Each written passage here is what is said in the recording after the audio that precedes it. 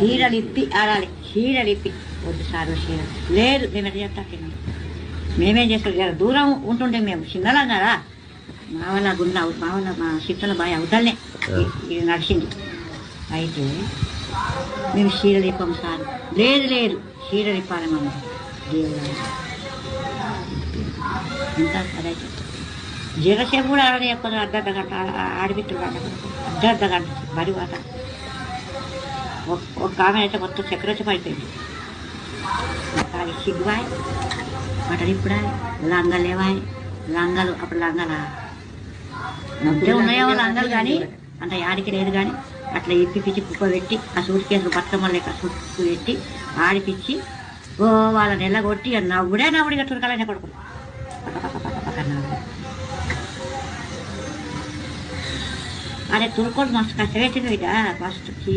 నాకు ఇప్పుడు ఆ తురుకోలు అంటే నాకు తిక్క ఇప్పటి కూడా. అప్పటి నుంచి కష్టపడ్డాం కదా నేను ఏమంటా కానీ అలా చూస్తే నాకు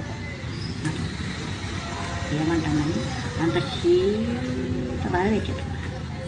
ఒక్కొక్క ఇండ్లు మా పెద్దన గుడి ఏర్పడ్డాడు. మా పెద్దన ఆయన ఇంటి నిండా జొన్న మొక్కజొన్న అదిగో.